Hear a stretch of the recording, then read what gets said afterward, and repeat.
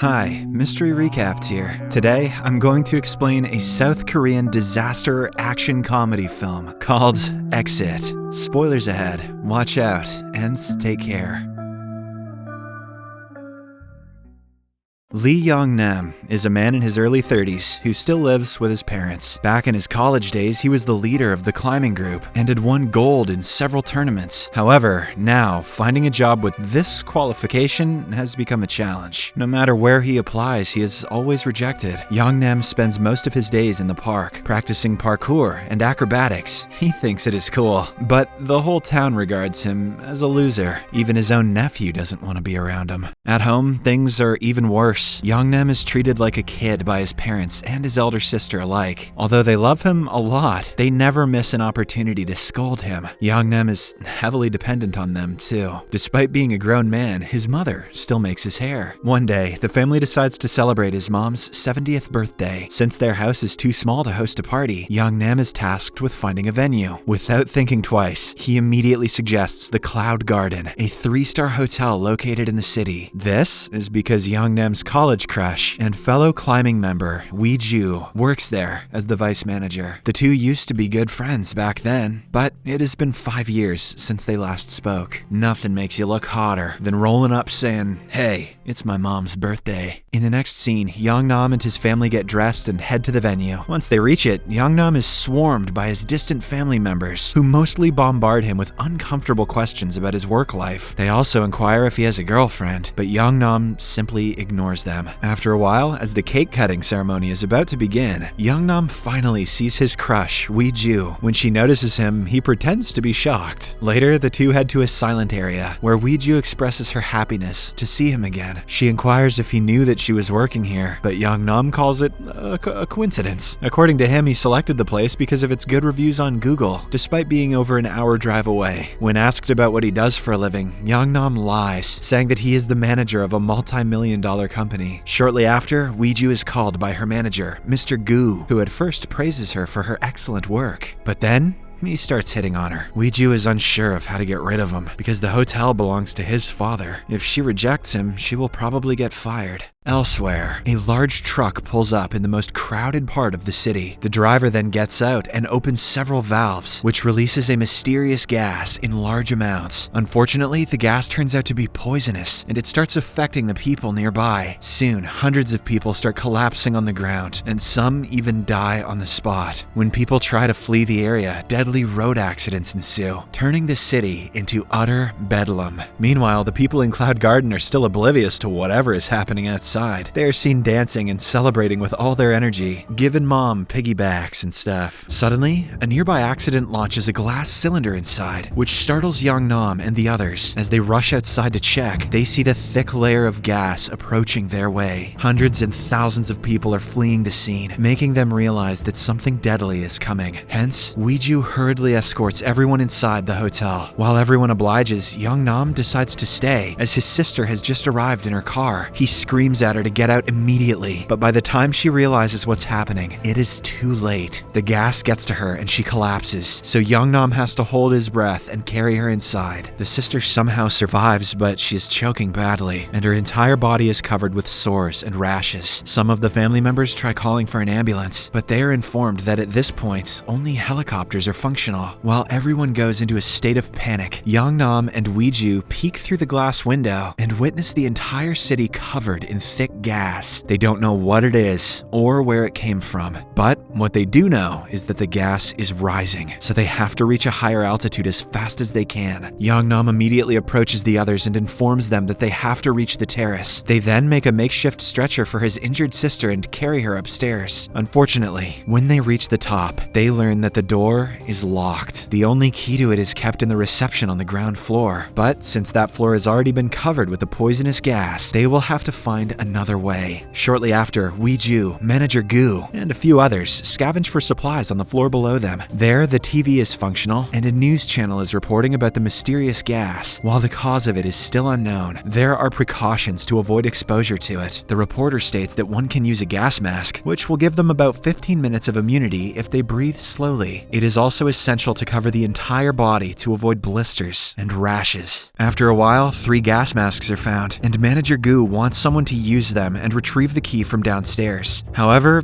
no one wants to risk their lives. Hence, with time running out, Yeongnam thinks of another plan. He learns that the door to the terrace can be opened from the outside. Because Yeongnam is extremely gifted in athletics and climbing, he decides to risk it all. In the next scene, he breaks a glass panel by throwing objects at it. Then, he ties a safety rope around him, turns to the camera, and says, "Not the ex-Han, this is for you." He takes a flying leap of faith, despite his family pleading with him to not do so. Fortunately, Yeongnam manages to grab hold of a ledge and reach the opposite building. Seeing his determination, Weiju throws him some chalk powder and a carabiner so that he can climb more smoothly. Soon, Yeongnam starts jumping from roof to roof like the Prince of Persia himself. All the while, his cousin live streams him on his phone so that his family can see what's happening. Meanwhile, Yeongnam reaches a spot where he cannot grab onto the next ledge. This is because the rope around him is holding him back. So, he unhooks the rope, meaning that he is now on his own. If he slips, that will be it. Despite the dire circumstance, Yeongnam slowly keeps on climbing. He finally reaches the last stage, where all he has to do is propel himself upwards and grab a lion head statue. At first it appears as if he's going to slip, but then Yeongnam uses every ounce of strength in his body and finally pulls himself up. Now, he is on the roof of the Cloud Garden. After resting for a few seconds, he gets up and opens the door, finally allowing his family in. Following this, the family tries their best to attract the attention of a nearby helicopter,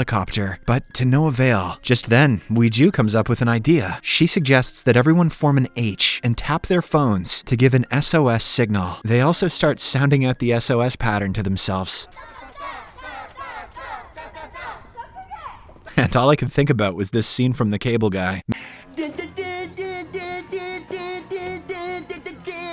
Meanwhile, the perpetrator, who is responsible for all this chaos, is finally exposed. It turns out that he is the co-founder of a large biotechnology company. He was also the head scientist, but one day, the other shareholders abruptly kicked him out. Because of this, the man went insane and started devising a plan to hurt the city. After many trials, he ended up with this poisonous gas. As of now, he is believed to be dead because of the same gas he exposed to the city. Back at the roof, the family has been tapping their phones for several minutes, but the chopper still doesn't notice them. This makes Weiju realize that the lights in their mobile phones are simply too tiny to be noticed. Hence, she goes down one floor and flickers the large advertising signs of the hotel. The plan works, and the chopper's attention is finally drawn. After a while, help arrives, and all the family members are loaded into a carrier one by one. However, when it's the turn of Yeongnam and Weiju, an alarm starts blaring, indicating that they have crossed the weight limit. Because of this, the two are forced to stay back and wait for the next chopper to arrive. But since the gas is approaching them at an alarming rate, Yeongnam and Weiju decide to escape. At first, they gather the 3 gas masks they found earlier, and then stock as much rope as they can in their bags. Following this, they cover their entire body with plastic bags and head to the streets in search of a safe place. After a bit of wandering around, they climb to the roof of a building, only to realize that the gas has already reached there. Panicked, the two rush back to the streets and finally reach a building which is still safe from the gas. It turns out to be a gym with lots of equipment in it. Yeongnam and Weiju throw away their damaged masks, drink some water, and then get ready for their next plan. Since the building opposite to them is too far to jump, they will have to go there by rope. Soon, the two connect some dumbbells to the ropes and launch them across to the next building. Once they feel that it is firm and safe, Weiju decides to go first, owing to her lighter weight. The task is a challenging one, but Weiju is a former climbing champion, so she crosses over to the next building without much fuss. When it is Yeongnam's turn, however, the smoke slowly starts reaching them. Time is running out, and death seems imminent. But Yeongnam uses the last bit of his strength and somehow makes it across. Meanwhile, the officials learn that water has the ability to dissipate the harmful smoke. They immediately start working on it, but eradicating the entire thing will take some days. On the other hand, Yeongnam's anxious father, Jang-soo, reaches a safe place where he finds 2 reporters using a drone to cover the news. Realizing that this may be the only way to find his son, he pays them a handsome amount and asks them to inspect the area near Cloud Garden. Elsewhere, Yeongnam and Weiju reach a new building where several cutouts of humans are present. Suddenly, they notice a bunch of kids trapped in a nearby building pleading for help. They seem helpless as all the doors around them are closed. So, the couple decides to help them first. They use the cutouts and even themselves to make a large arrow that points towards the trapped children. Luckily, the plan works. A chopper notices the children and rescues them. Since the building appears to be tall tall and safe. Yeongnam and Weiju decide to wait for the next chopper, but just then, a nearby gas station explodes. This hurls the poisonous gas back in their direction, compelling them to flee again. Weiju notices a large crane tower nearby, and she suggests climbing it. Yeongnam doesn't like the idea, but since he doesn't have a better one, he agrees. In the next scene, the duo is again on the move. Surprisingly, the drone that Jang-soo had hired finds them. It follows them everywhere they go, and even live telecasts them. With this, the entire country watches the daring escape with excitement. Everybody lauds their bravery and valor. Just look at all these useless streamers pretending they have something to do with it. Yeongnam's mom also observes him jumping from building to building and almost has a heart attack. Meanwhile, the duo reaches a tall building, which is the last one near the crane tower. The unfortunate thing is that the gap between them is too much. Now, with the poisonous gas approaching them at a rapid rate, death seems imminent. They even hug each other and bid their final goodbyes. They cry, which they do a lot in this movie. But right then, a buzzing sound disturbs them. It is a swarm of drones that has arrived to their rescue. Tens of thousands of dollars worth of the damn things, doing something helpful for the first time since their owners got them. It turns out that after witnessing their daring escape on television, many citizens across the city have decided to help. This gives Yeongnam renewed hope, so he comes up with a plan. He instructs one of the drones to hook his rope on the opposite building's pipe. After this, the two tie themselves with the other end of the rope and attempt to swing to the large tower. The plan fails miserably, and they end up hanging in the middle of nowhere. To make matters worse, the rope attached to the pipe also starts to loosen. This forces Weiju to come up with an abrupt decision, so she grabs pliers and cuts one end of the rope. The plan is to swing to the next building, but unfortunately, the rope on the other end disconnects. As the entire country watches on, the two plummet into the thick smoke, seemingly to their death. Everyone who is watching their stream is left in utter shock. Yeongnam's parents are devastated and they cannot stop crying. Even the rescue helicopter turns back, preparing to leave. But right then, the pilot notices a small flare being lit on the crane tower. On a closer inspection, he sees that Yeongnam and Weiju are still alive. They somehow made it to the tower and are hanging on for dear life. Weiju screams here, and it made me laugh really hard. In the final scene, the two are rescued and brought back to safety, where Yeongnam finally reunites with his parents. As usual, they berate him for being reckless, but they are also proud of the bravery he showcased. Yeongnam even gets to give his mom a piggyback, just like he wanted at the party. Meanwhile, Weiju is alone when manager Gu comes near her and tries to flirt with her again. This time, she teaches him a lesson by punching him hard, right in the face. Get bent, Gu. In the final scene, Yeongnam approaches Weiju and returns her carabiner, but she insists he give it the next time they meet. Yeongnam just smiles as he realizes that she is interested in him. The movie ends as Mother Nature helps heal the city by unleashing a massive rainfall.